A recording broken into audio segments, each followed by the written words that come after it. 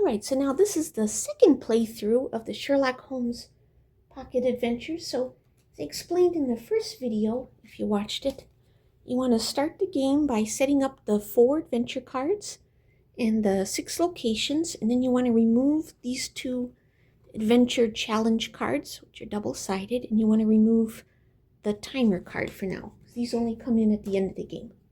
And then the first thing you do is you take the 6 characters here and you shuffle them up. Oops, let's do it face down. Shuffle them up, and then you reveal a character. So here we got David Radcliffe. So this is Eleanor Pembroke of Pembroke Manor. This is her fiance, and she's coming to Sherlock for help. And then you take the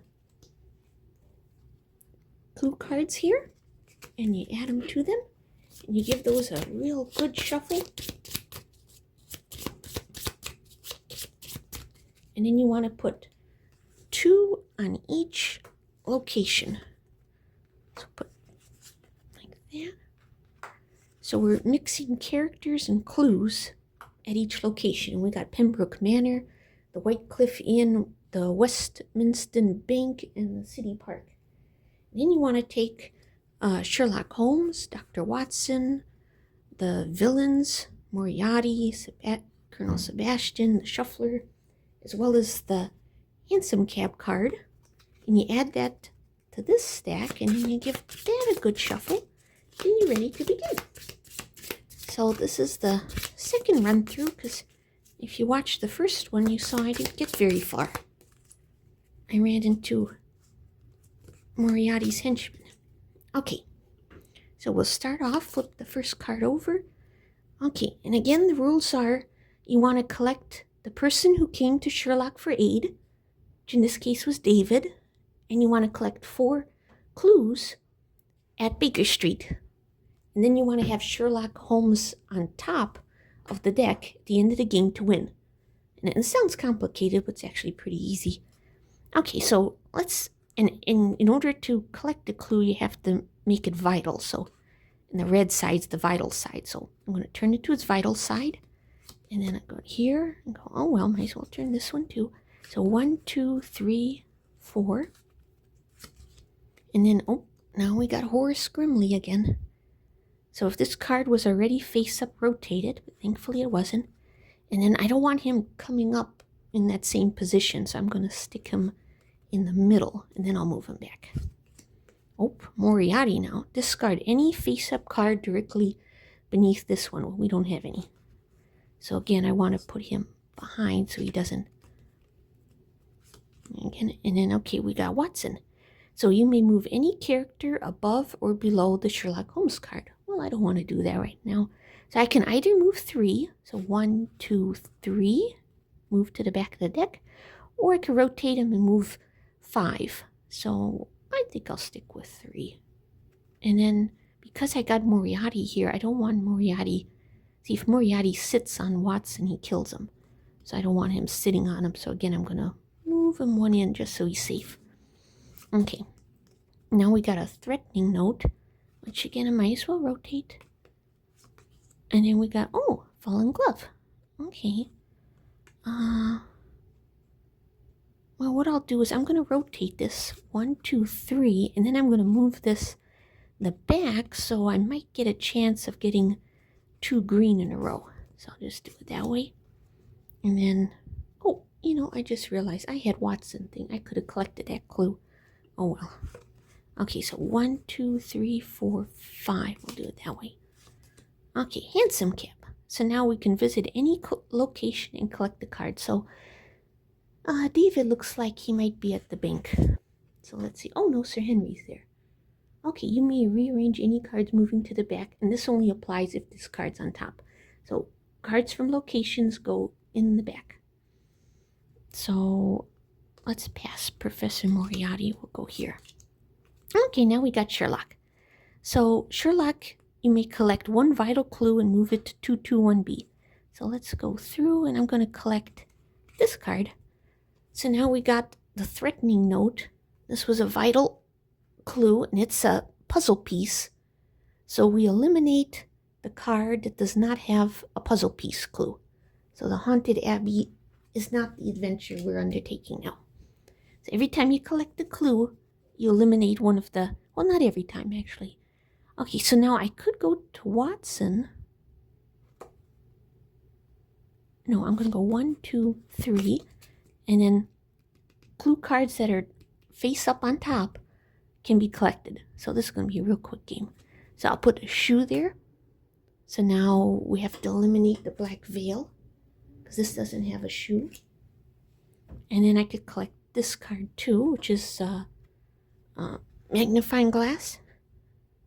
And this one's doesn't have a magnifying glass, which means we are undertaking the adventure of the constable's find.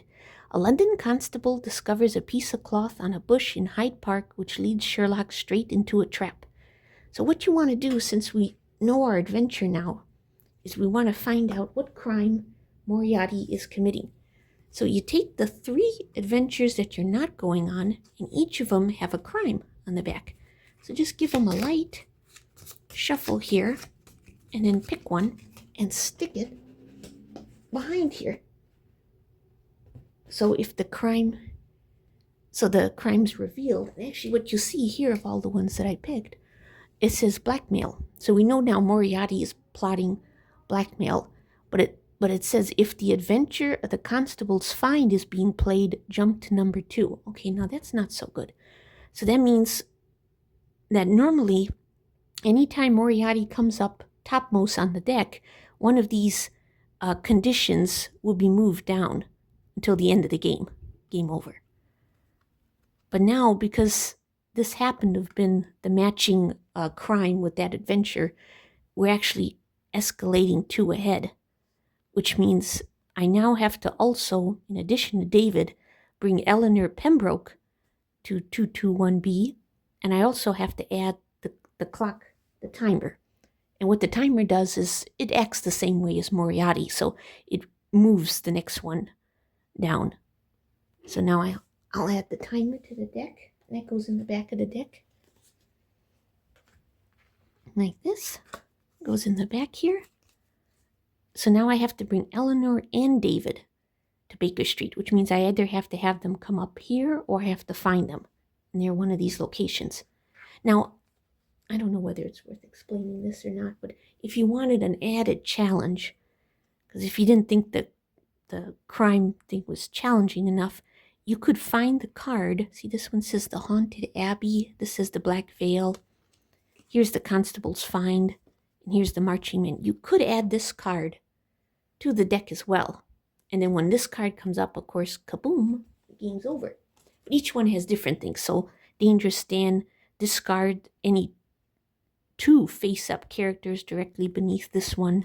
Or the Haunted Abbey, you can free any character from the wharf, but you also discard a face-up character beneath that card. So they have little extra challenges, but we're not going to play that here. Okay, so now this clue I could collect, because right now I have a puzzle piece. I got the shoe, and I got the thing. So actually all I need is this one. So I got that one. So now I just have to find things. So in this case, I'm going to move 1, 2. Let's see what we got here. Oh, tattered tweed, which I don't need. Now, if I did have this one in place of that other puzzle, I would have gotten an extra 2 points for having collected that clue, but I didn't. So 1, 2, 3, 4. Okay, let's do that. And then we'll get the hansom cab. Now let's see if they're hiding at Pembroke. Oh, here's Eleanor. Okay, so there's Eleanor. All we need is David. Let's go 1. Oh, Mr. Tubbets. Okay, and because we have 2 henchmen together, they take a random clue and we put it in the wharf, which in this case was Peter. So we might want to rescue Peter because he takes away points at the end. So 1, 2. And you know, I don't like that Sherlock's right under Moriarty. Okay, and I'm going to rescue Peter then, because Sherlock can rescue anyone from the wharf. And I'll go 1, 2, 3, 4, 5. And I'm going to stick, I'm putting Watson in danger, but I'm going to stick Sherlock there. Okay, let's see now. Oh, train ticket. No, we don't want a train ticket. Oh, that didn't help. So now we have to shuffle. Okay, back to the tattered tweed. So let's go 1, 2, 3, 4. Oh, I don't want to hit the timer. Okay, we'll rotate this. 1, 2, 3, 4, 5. Okay. So now Sherlock's on top. We can't collect the clue, and we can't. He doesn't give you the power to visit a location. So we'll just go 1, 2, 3. Okay, now Peter, the butterfly hunter, he lets you visit any location to peek at a face down card. So this is helpful.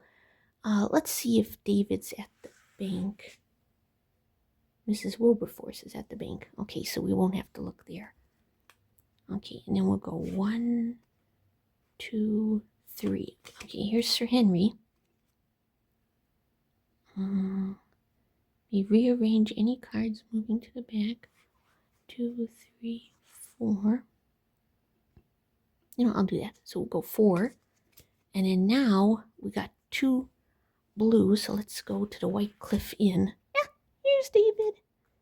Okay, so all we need now is to get Sherlock on top. And we win the game. So 1. I don't know if I want to go 1, 2. Let's see. This one says 5. So 1, 2, 3, 4, 5. They'll hit Moriarty. No, we don't want that. So, well, let's go 1, 2 then. Oh dear. Oh, this is bad. Okay. So move to the wharf, all face-up cards moving to the back. Well, the timer doesn't count, but 1, 2, 3, 4, and Moriarty doesn't. But that means Sherlock is now in the wharf, which isn't good. So let me move him this way. So now luckily Watson's on top, so I can move Sherlock right back.